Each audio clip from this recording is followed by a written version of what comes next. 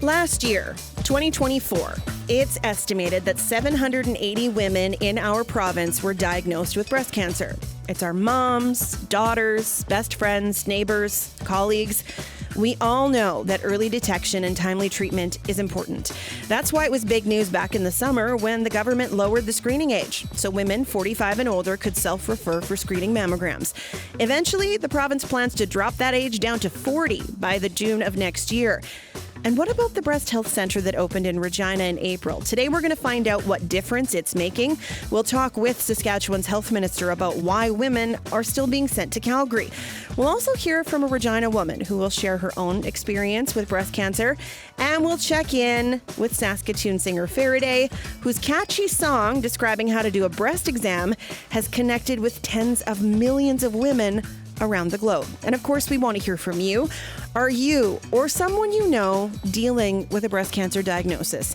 How is the journey going? And do you or they feel like they're getting the support and care they need? Call 1-800-716-2221 or send us an email, bluesky@cbc.ca.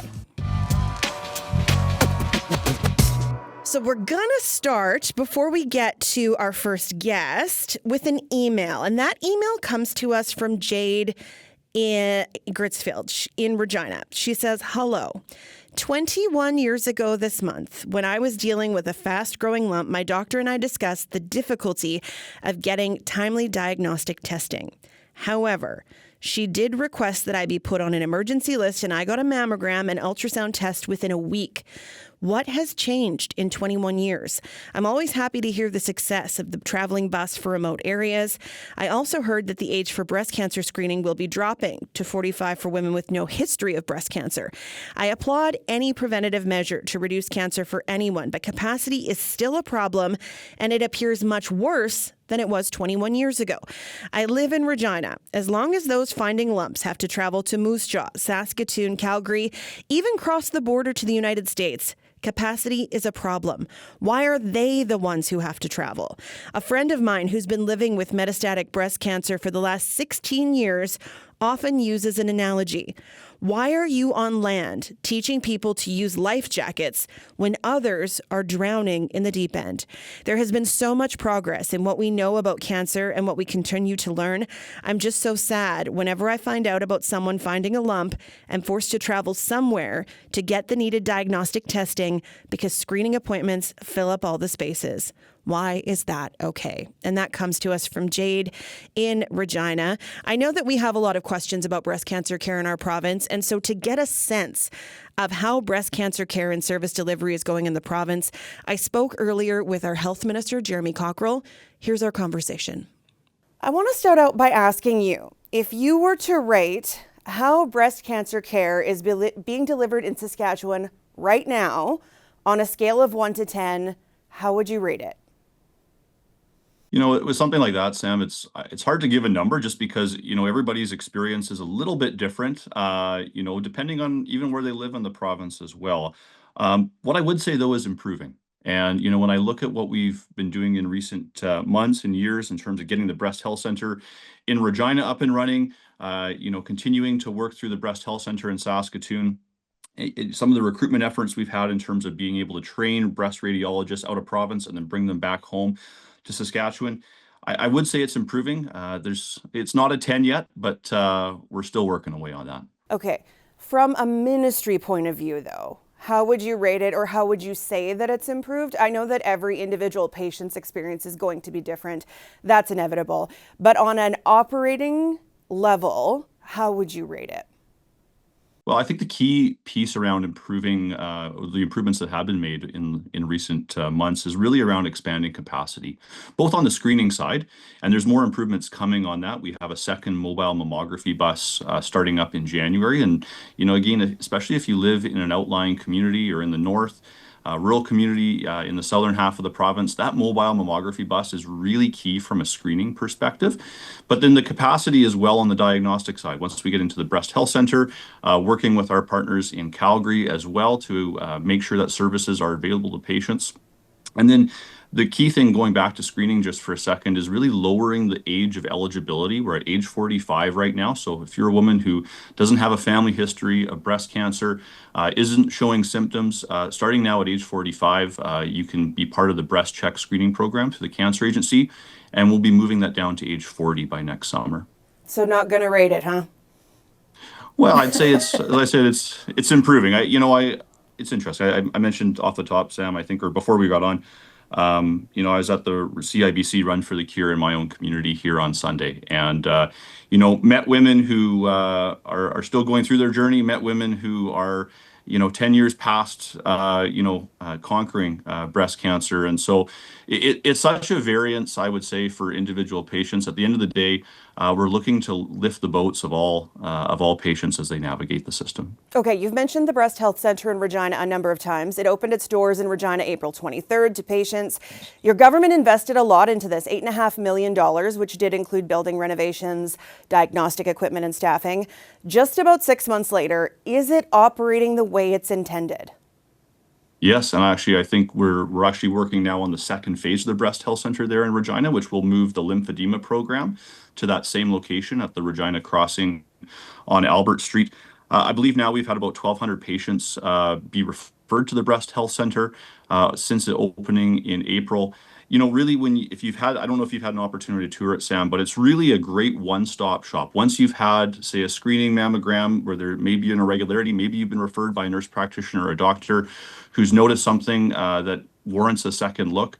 Really having that whole one-stop shop, and there's no doubt that there's some people at the Breast Health Center who are going to be receiving some tough news.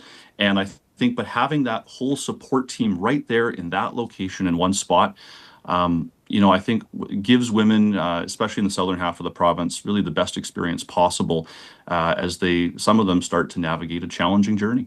Do you know how many people are seen there every day? I don't know the daily number, Sam. That obviously depends on kind of our referral pathway. As I said, about 1,200 patients by the end of the last numbers I have, about mid-September, I think we had seen 1,200 patients there since opening in April. What gaps still need to be addressed in the building? Are you still looking for very specific staff? We do have a couple postings that'll be going up soon. Again, these positions are adding to what we originally had with our original staffing complement. We are fully staffed there now. Once we put these new positions on, really focusing more on the imaging side, again, will give us more imaging capacity at the Breast Health Center. Back in February, you said the ministry was looking to add more biopsy and diagnostic procedures in Saskatoon and Moose Jaw. Has that happened? Yeah, so we have been able to expand some diagnostic procedures. Again, and this is all part of, as we think about healthcare as a provincial system. Think about for patients in Regina, maybe we have a little bit extra capacity in Moose Jaw. I know maybe not every patient has the ability to drive out to Moose Jaw. It's not a long drive, but so patients who do, we want to create that opportunity to go out to Moose Jaw if you're in Regina, or if you're in the northern part of our province, to access services in Saskatoon. Work continues. But again, this just speaks to, I think, the really value of having these two breast health centers and looking at it, continuing to expand what we can do there. So to be clear, though, did you expand capacity in those cities? Yes, that's my understanding. We've expanded capacity in both Moose Jaw and Saskatoon. I want to ask you about Saskatchewan patients who've been traveling to Calgary to aid in that diagnostic process. What can you tell me about the numbers? Yeah, so as of mid-September, we've had just over almost 750 referrals, and then nearly 650 of those referrals have actually gone to Calgary for that diagnostic service. And again, I want to be very clear, because I think this is, when I've talked to women around the province, I got to be very clear. What patients are being sent to Calgary for is not the typical routine screening program. That routine screening program, I think that's something that the Cancer Agency does really well here in the province of Saskatchewan. I mentioned the mobile mammography bus, as well as, we've got several sites all across the province where you can get a screening mammogram. It's, again, once something seems amiss on that mammogram, or if you have a referral, that's where, again, if we don't have immediate capacity in a community close to you, that's where the option to go to Calgary is offered. And again, there's some travel expenses covered as part of that. Now, that started as a temporary solution in late 2023. You just gave us an update on the numbers. I know as of the end of March, we had 500 that were sent to Calgary. We're getting into late 2025. Why is this 2 years in still a solution? Well, I think it's really about, in terms of adding optionality for Saskatchewan patients. Our current contract with the provider in Calgary does expire at the end of March in 2026. Between now and then, we're certainly going to review the numbers, review our agreement with them, and determine if we want to continue that or not. I guess, Sam, it's really about coming back to options, right? And if we don't have capacity, we have expanded diagnostic capacity in the province, as I mentioned, with a couple of radiologists coming back to the province, and that's hospitals or Regina Foundation have been a huge help in helping to support that effort. But again, as we continue to recruit and retain radiologists, I don't think it's a bad thing to have options for Saskatchewan patients. I think if it was my wife, if it was my sister, my mother going through that, I'd want there to be options for them.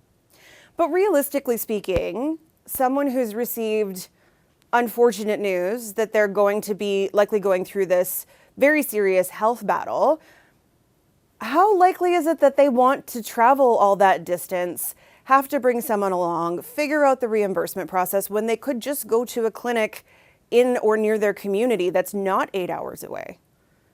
Well, I think the key thing is, when we started this arrangement with our partner in Calgary, we didn't have the Regina Breast Health Center open, right? And so that's always our preference, is that especially women in the southern half of our province, that we would be able to do all those services at the Regina Breast Health Center. As I said, the numbers there, we're starting to see some good patient movement through there. But again, it's about having that option. And I think as we expand the capacity in Regina, then we can maybe look at ending that arrangement with patients going to Calgary. But I think for a lot of patients, as I said, it comes back to options. Sometimes I think for patients, it's, obviously we want care as close to home as possible. But for some patients, they want to know as soon as possible. And if they can know a couple of weeks sooner by going to Calgary and they have the capacity to do that, why would we not give them that option? What is the plan then going forward? What's your vision for this care plan when this expires? Would you prefer that we just have the capacity here? It has to be much less expensive to not be sending people out of province for care. If you just compare the operational numbers, like the number that we have for within the SHA for this, and this was explored back in Human Services Committee back in the spring of this year. The number that we have from the SHA doesn't include capital, right? So there is, we are comparing a little bit apples to oranges in terms of cost. But Sam, you asked about my vision. And I guess my vision, and we talk about whether it be for breast health, whether it be for family medicine, whether it be for any of the other surgical operations that we provide in Saskatchewan, the more that we can train providers locally, which is, I'll get to that in a minute, then that means we have a better chance of keeping them here in Saskatchewan and then making sure that those services are available right here, close to home for people. I talked about the fellowships that the two breast radiologists had done in Ontario with the support of the hospital's Regina Foundation. We recruited them back to Saskatchewan, working with the College of Medicine here at the University of Saskatchewan right now to set up a breast fellowship program here in the province.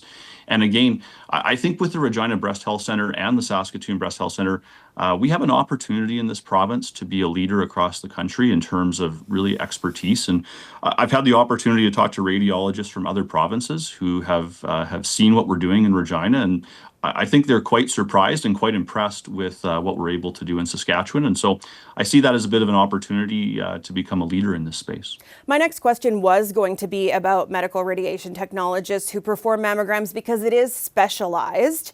Would you say that recruitment efforts are going well aside from HRF's involvement? How are you recruiting these people? Is it more money? Is it more benefits? Like, how are you keeping these people here? Yeah, so I'll just to be clear, Sam, HRF helped with on the breast radiologist side. For MRTs, MRT recruitment has been a challenge provincially, not just on the breast health side, not just in Regina, but in other communities as well. We're constantly reviewing our incentive packages available to MRTs, to set up shop here in Saskatchewan.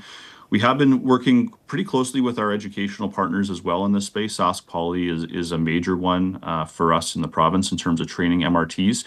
But we're also recruiting globally and also in North America as well.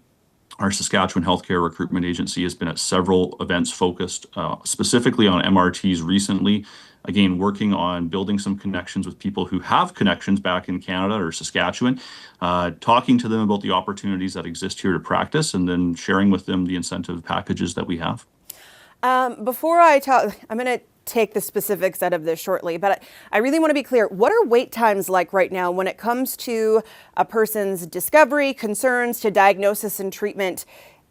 I know there's an ideal, but what is the reality?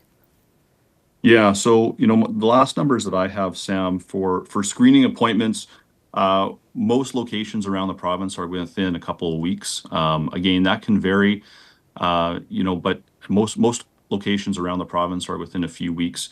Once you get into diagnostic, again, it can range from a couple weeks to 6 weeks, for example. And then once we get into if you do need a breast biopsy, that right now our urgent biopsies are 2 to 5 weeks wait time, roughly right now. And what is the ideal wait time? What is the ministry working toward? Well, I mean, when I think about it from a patient's perspective, the ideal wait time for any patient is tomorrow, right? And I think that's just trying to put yourself in the patient's shoes. The sooner you can know, the better. I think, ideally, we want that screening appointment to be, again, where we're at right now. I think I'm relatively comfortable with that, although we still have some work to do there. On the diagnostic side, I guess what we're trying to do is balance that load across the province. So if we have a longer wait in Yorkton and a shorter wait in Moose Jaw, then can we, communicate with patients better to say, hey, we have capacity sooner in Moose Jaw. Let's go there. We've also brought in some community providers in Regina, both Mayfair and Prairie Skies, to help with that as well on the diagnostic side. That has actually dramatically reduced diagnostic wait times in Regina. And again, as we get closer to that contract with our Calgary partner expiring, again, having that extra capacity in Regina is key to making sure that as many people as possible can stay close to home. Okay, let's talk about mammograms then too. One of the concerns we heard from cancer patients who'd recovered is that they need regular mammograms to make sure they're staying cancer free. And then the government lowers the age of people eligible, which then adds more people to those eligible for mammograms. What is the wait time for a mammogram right now in the city versus rural areas? And how are you addressing that? Yeah, so as I said, for the screening, mammograms, we're all within a couple weeks, pretty much around the province.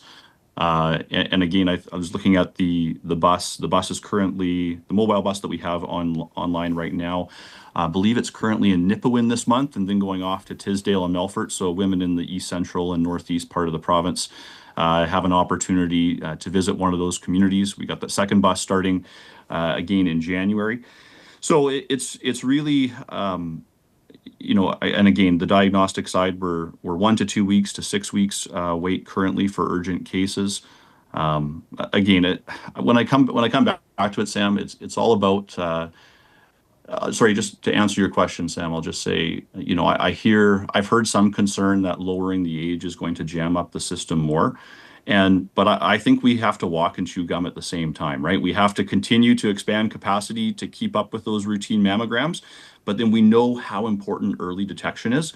So for those women who are 40 to 45 right now, who will now be eligible to be part of the screening program over the next year, I think we owe it to the women of that age in the province to make sure that they have access to screening mammograms. So if there is something concerning, we can catch it sooner. And just with the advances that have been made really in cancer care across the country, the earlier we can catch things, the better chance that we can give Saskatchewan women the best chance to beat this cancer. Part of your job is being the complaints department. What are you hearing from the public? On breast health or in general? Let's start with breast health, but you can tell me what you're hearing in general too. Yeah, I think in breast health, there's some positivity around there, just in terms of. I'll start with the positive. I think there's some encouragement around having the breast health center open. I've had a few people close to me walk with their family members through breast cancer, the beginnings of a breast cancer journey over the last several months. And, so again, getting to hear their family's experience, both in the Saskatoon and Regina Breast Health Center, very positive. People feel like their needs are being met there, and so that's encouraging to me. I think what I hear though around the province on this case is just as much access as we can provide to people, and then communication. Communication in the health space, I think, is always so important. And again, something as simple as, hey, if I'm in Yorkton and the example I gave earlier, and I got to wait 6 weeks for a screening mammogram or a diagnostic mammogram, pardon me, but I can drive over to Moose Jaw and get it done next week.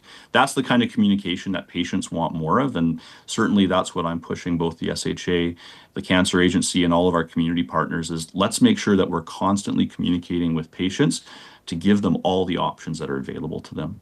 Do you feel like as a minister, you have the power to address concerns? I mean, you are one person. There is the SHA. There is the Cancer Agency. Are you able to actually move the needle on some of these concerns, or is it just listening and making people feel heard? Well, I think, whether or not I'm able to do anything, listening to people and making them feel heard, I think is just the baseline, that I try and bring to my job every day. You're right, though, Sam. It's a big system. It's a big system. There's lots of moving parts.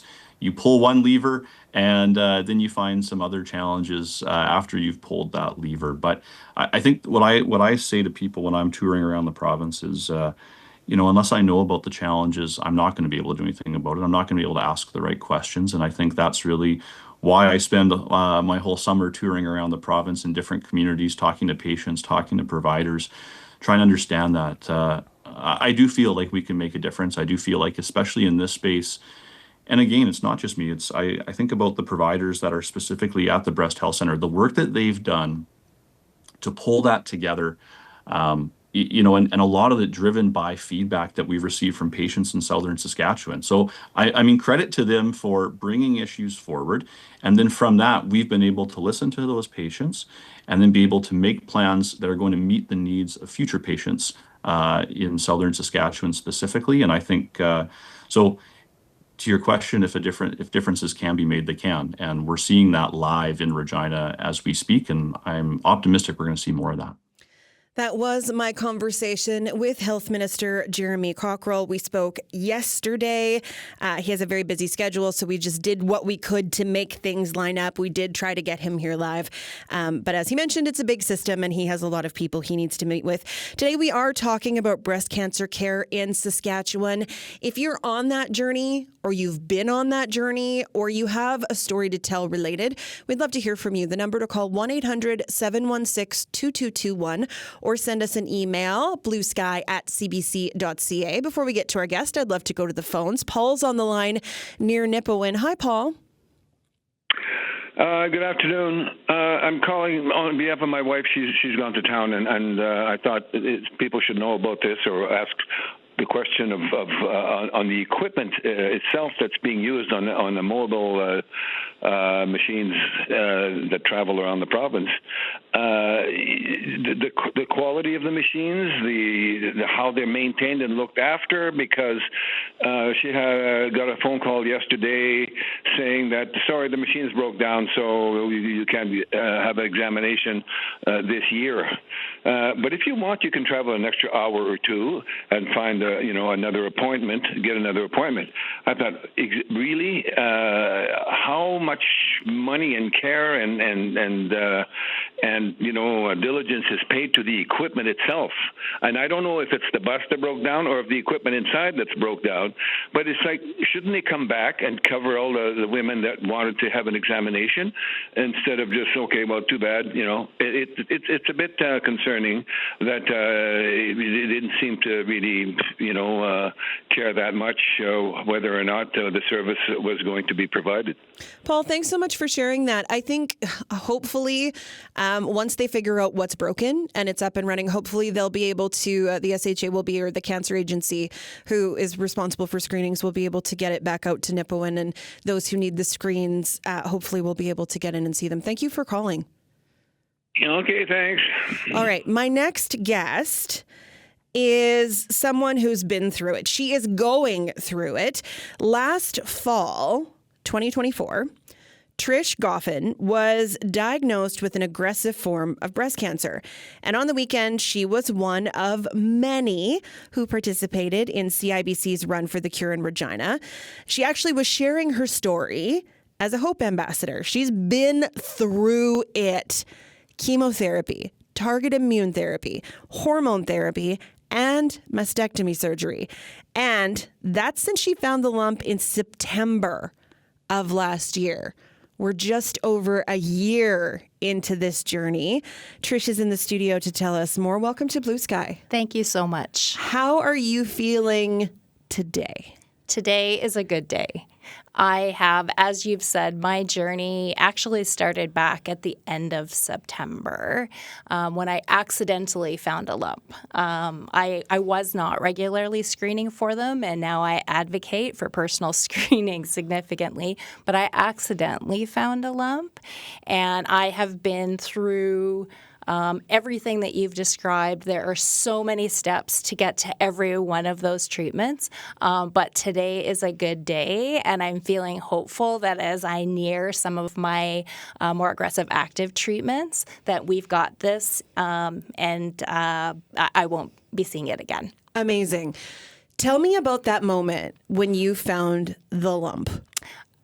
It's a little surreal, actually. It's something that you hear about happening to other women, but it isn't something that I expected to happen to me. I do not have a genetic exposure to breast cancer because, of course, those women are looking carefully. Vigorously. Yes. And so I, tend to be a bit of an optimist. So at the time, I thought, this doesn't feel right, but let's just take the next step and see where it takes us. So you didn't have that moment where you went, Not then, but I was very lucky in that I saw my GP shortly after finding the lump. She immediately sent me for a mammogram and an ultrasound. I waited about 2 weeks. I think it was around 2 weeks for that test. And lucky for me, because technology now through our My Sask Health record allows us to see results very quickly, when the radiologist who did my test saw what she saw in that room right there, she was very open with me, saying she was concerned that she saw cancer in multiple locations, thought my lymph nodes were involved, but there are a series of tests that are required. So, at that point, I probably wasn't as sad as I should have been. I wasn't as scared as I learned later. Yourself? Pardon me? Were you by yourself? I was by myself. So I now, again, with my Sask Health record, I completely forgot that these things become available to you almost immediately. So I expect to take a test, hear from my doctor who ordered the test, go in and have that conversation. But they told me right then and there. So I was by myself. In that moment, she says, this looks like cancer.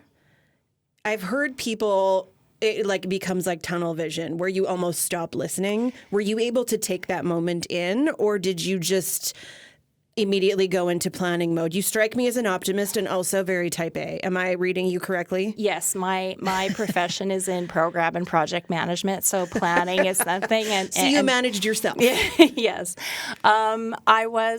I was shocked and I did break into tears. Mm-hmm. I did take in the moment, but it's because I was lucky enough to have a radiologist who recognized what the news she was going to deliver was going to do to me. So they had tissues ready. They were very compassionate. They gave me the room after we were done and told me to take as much time as I needed. That's really when I would say for me the journey started. And I was in that time period between finding out something was wrong and then knowing what the next steps were. And for me, that took from about the third week in October until the beginning of December, and we can get into the details of that. It was a very overwhelming time. I probably should have been a little bit more scared about what was about to come now that I've experienced some of it. But being a cancer patient, especially not having a medical background, there's so much terminology. You're told so many things that are so important to know and understand, but much of the words that were used with me, much of the acronyms that were used with me, I didn't know what they were. So again, I threw myself into research and understanding, and had some fantastic help along the way from medical professionals who helped me get through that. But it was a day that changed my life. I won't ever forget it. Who was your first phone call? My first phone call was my husband. And we had some work being done at our house at the time. Oh, no. And so we really couldn't go home. And so we actually parked in my car outside of his workplace, and had some really, shared some emotion and had some really important discussions about specifically what the next steps were. But it was tough. So I essentially said, I have my results. We need to talk. And we did it in my car. That's a horrible line to anyone. I can only imagine.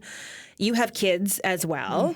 So who were your sidekicks through all of this? You're taking in all this information. Did you stop doing it alone after that first appointment? Okay, so yeah, great question. So the way things shook out for me is I was immediately referred for a biopsy, and I qualified for the opportunity to travel to Calgary, and I took advantage of that, and it happened very quickly, very, very quickly. My mammogram was on a Wednesday, and ultrasound on a Wednesday, and I was being biopsied in Calgary that following Monday. One of the things my husband and I talked about is who do we tell and what do we tell them? So we were very open. My children are young adults, my girls. We were very open with them about what we knew and what we didn't know. And then we started bringing more family into the fold, our close friends into the fold. And I can tell you that while cancer has not been a lot of fun, it has given me the privilege of seeing the very best in people. My entire family, set of friends. I'm a synchronized skater, so I have many teammates around me, my coworkers. I had everybody helped me in some way. And so what my husband and I wanted to make sure we did is we were sharing the right information with the right people at the right time, because you learn a little bit more every day and every week of that time frame. So would you have had the opportunity to stay in Saskatchewan for that testing? I was given that opportunity, but I was told there was a longer wait. I was never given an exact amount, but it sounded like it was a month or months as opposed to, a week or even in my case, days. So you start informing people. You come up with a plan of attack. What was the first plan of attack? Yeah, great question. So my diagnosis is triple positive invasive carcinoma of the right breast that has spread to my lymph nodes. So what needed to happen is a biopsy to really confirm the diagnosis and share what is my cancer made of? It's called biomarkers. Again, I'm not a medical professional, but that's the layman's terms that we use. And then once we know it's spread to my lymph nodes, we need to do some testing throughout the rest of my body to understand if it's spread anywhere else. So all of that testing was done. I was referred to a surgeon right away. She really gave me my cancer education, my first Cancer 101. I'm grateful for the conversation and the time that she spent and the 1,000 questions that she answered. So as we learned all of those things, as we started to understand it doesn't look like it exists anywhere else, I was referred to and started a conversation with a medical oncologist and his team at the Alan Blair Cancer Center, and he moved very, very quickly. So he advised me that I would undergo something called TCH regimen, which is 5 months of chemo, 12 months of targeted immune therapy, 5 to 10 years of hormone therapy, and we were recommending surgery at the time. And so I've had a mastectomy and 21 lymph nodes removed on my right side. And you were how old when this happened? 51. 5 to 10 years of hormone therapy. Yes. What was the most daunting of that for you? Of all of the things that he said that they were going to do, what was the hardest one to wrap your head around? I think for us as a family, again, we're planners. My daughters and my husband are very, very supportive. So it was really, there wasn't really one thing. It was really more about what's the plan? What's the plan for what we know is going to happen? The days we go to the hospital, the days I get blood work done, the days that things happen, and what's the plan for the unexpected?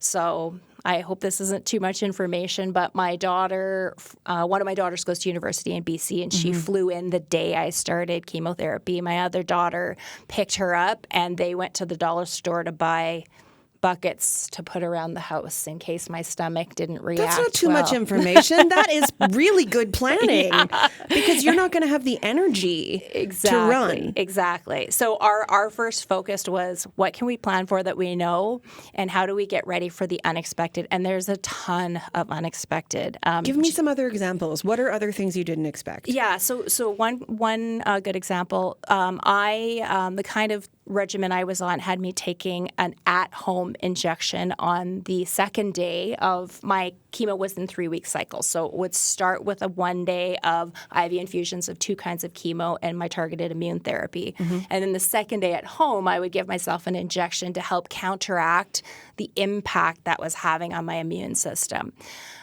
We knew there was the possibility I could have side effects from that injection, but we didn't realize how significant they would be for me. So I experienced significant bone pain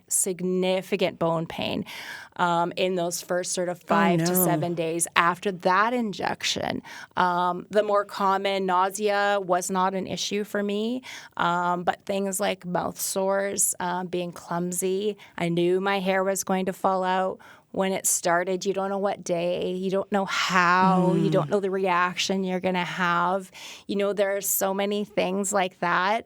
But I had such an incredible support system. My immediate family, my friends, my teammates, my coworkers, that as soon as I even hinted at something on social media that I needed help, I was calling them little chemo clauses. It was in December showing up at my door with things that could help me out. And that's so sweet. I'm just so grateful. I mean, my support was fabulous.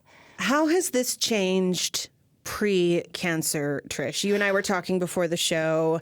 You are, I don't want to call you a bigwig, but you're kind of a bigwig. You lead a big team. You work for a big company, and you had to disappear, and you went from bigwig to patient, in control to not in control. How has this changed you? That is such a good question. So yes, pre-treatment, cancer Trish I was vital, outgoing, enthusiastic. You still are. Optimistic. Thank you. Thank you very much. I appreciate that.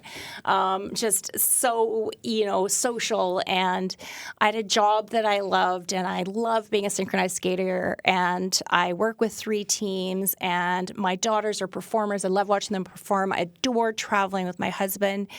And as soon as my treatment started, it all stopped. Everything that I did, not the people who, but the things that I did that fulfilled me, I was unable to do.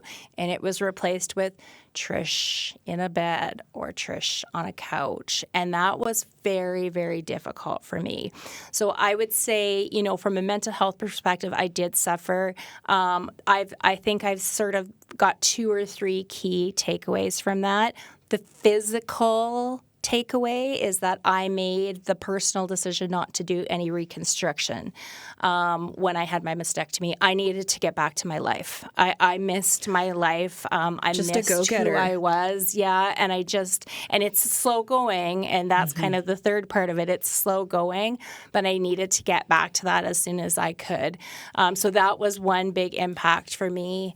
The second, again, is a positive one. I just feel like I have seen the best in people. People are there for you when you need them. And I feel like I have a whole new, almost rose-colored glasses outlook to the people around me. Even though I know they were amazing, they've just proven it in any way. And then finally now, the stage that I'm in, I'm still taking active treatment, targeted immune therapy until the end of the year, and hormone therapy for 5 to 10 years. My body and my brain don't work the way they used to. And so I have good days and bad days. And I have to adjust my expectations. So I'm a skater. I'm back out on the ice. I went out there expecting to be able to do everything I could do before I had this experience with cancer, and it didn't work out that way. So I had some tears. I recognized how lucky I am to be able to start doing some of that, adjusted my expectations, and move forward. So I've learned now that this is going to be a long part of the journey, this recovery, and I need to make sure I'm thinking about what I can and cannot do. And if something surprises me as a cannot, adjust my expectations, figure out how to move forward and to continue in that way. Okay, I'm going to come back to you for the last word, but I want to bring in someone else who is a bit, I would say she's also a bit of an optimist, and I think she's going to make people smile. Faraday is no stranger to Blue Sky. We've had conversations with her before. Last time we talked, it was about smut. This conversation is very different, but you might know her as a musician, a comedian. She's a social media personality and content creator, hundreds of thousands of followers. And she uses her platform and her comedy to educate people. And her song, I can't believe I'm going to say this on the radio, Check Those Titties, walks women through the steps of doing a breast exam. And she does it in a way that's going to stick in your head. Take a listen. Time to check those titties. Time to check those titties. Step one, in the mirror, raise your hands up high. Then hands on your hips, look them left to right. Bend over and let your tatas fly. Just be careful you don't take her tonight. Time to check those titties. Time to check those titties. Do you see any dimples, bulges, or a mass? Do they feel any different? Do your nipples retract? Time to check those titties. Time to check those titties.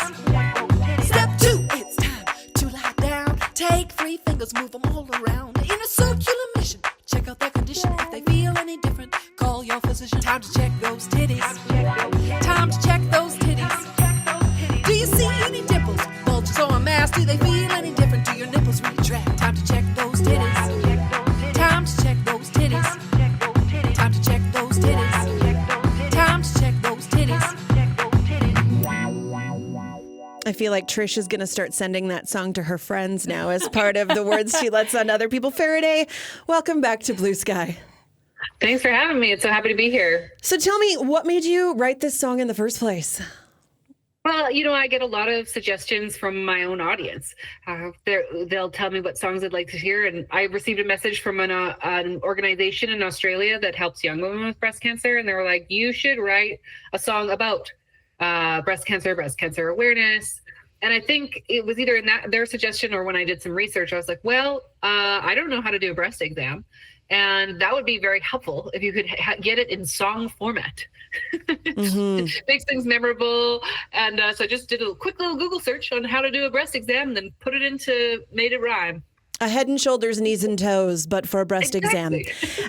Let's talk about how widely it's been shared, because it has more than taken off. Yeah, so I wrote it, actually, this will be the 3rd October I've done it. And so each time it usually does really quite well. This year on Facebook, I think it did 10 million. And then the cool fun thing, Sam, is that people all over the world do the dance and they do videos to it. So I think mine did well. I don't know, 1 million or something. Sam, at this point, 1 million isn't that big for me. But but when other people do it, they go way bigger than me. So I was like, somebody in New Zealand, an organization did, it was New Zealand Breast Health or something. They did this dancing one with doctors dancing and their security dancing and, shaking their little tatas. And so that was really excellent. It makes me even happier to see other people getting into the content, because, I can only do so much. And also it's not, I like to see other people do it. It makes me so excited and so happy to see their videos taking off using the song. I was going to say, people are grateful that I was not dancing along to that song, because nobody wants to see that. Everybody wants to see that, Sam. Faraday, though, there's a serious side to this, because you do hear from people who have found things because of the song. Absolutely. That's kind of the wild thing where you like I didn't quite, now and then I'll get messages being like, oh, I found a lump because of you, but then it just starts to rack up over and over and over, or you run into people and they're like, I sent that to my friend. She found something and she found it early because of that, because she didn't know how to do it. Or she just like, you're living your life. You don't always remember. It's not maybe a priority. Like Trish was saying, like if you don't have a history of it, and then suddenly, I mean, I can't imagine you're just like listening to a fun song and then suddenly you're like, oh, what is that? Gosh. But it's quite I guess as an artist, you always want to like your work to make a difference. And I just didn't really imagine like me swinging my boobies around on the internet would like save a life. Like, like that's a little bonkers for me sometimes, but my gosh, what an honor, right? Like what an absolute honor to get those messages and to hear that. What have you learned through all of this? I mean, aside from the fact that there's a lot of people paying attention to breast health now. Wow. What have I learned about, I guess I've learned about how common breast cancer is. That's one of the big things I've learned, like, because I wasn't really like, that wasn't something I was tracking before, being like, oh, 1 in 8 will be affected, if I can remember that is the right number. That's a pretty significant amount, especially as you get older. That 1 in 8, you're like, which of my 10 friends then? I think that's one of the things. I also think that, I mean, it's not really learning. It's just that many women are spending their lives in the care and service of others. And so it doesn't actually occur to them, beyond the self-care that they have limited time. And they don't remember these other like little things to check, to advocate for, and to be, so they're kind of like in their head doing a lot of things, so not slowing down. Obviously, not many people are feeling themselves up as I thought that they would be. There it is. I was like, we're getting very serious. I'm waiting for it. Thank you. It will bring us back. I love that you can take something serious and bring people joy, but also you're saving lives. And I adore you. And I think that this is so fantastic. So thanks for making some time for us. I do want to get last word to Trish, because Trish, there is lots to be learned from this. Probably most of which is that nothing is in our control. But what do you want people to know about going through this journey? Is there something we can say that we shouldn't say? What advice do you have for the people out there who are listening to this episode today? So the first thing that I'd say is, if you have someone in your life dealing with this, there is no wrong thing to say. Everyone who reaches out in every way, in any way, is helping. I know helped me. So there's concerns about saying the wrong thing, doing the wrong thing. I don't really believe that's the case at all. I think as long as you're reaching out, you're helping that person in some way. Number 2, I'd like to say thank you. As mentioned earlier, I was part of the Run for the Cure, and I know that's one of many. It's a huge one, but it's one of many events that are raising research money, raising support money, and there are so many people involved. My cancer is HER2 positive. The prognosis in the past for that was really poor. Now there are very effective protocols. I'm on one of them, and I'm seeing positive results. And then I won't say it on the radio, but the last thing I'll leave you with is what she said. Super important. Check your boobs. That's what she said. And you can find that video. If you look, I Love Faraday on social media, you can find that video. You can see her dance moves, and I'm sure there's other ones that she's been tagged in as well. Trish, thanks so much for being so open and honest with us about this today. I know that this is not something that's easy to talk about, but I think that you've probably helped some people think about it a little bit differently. Thank you so much. Trish Goffin was my guest today, a breast cancer survivor and a Hope Ambassador for Run for the Cure. Earlier, we heard from Faraday and our Health Minister, Jeremy Cockrell, as well.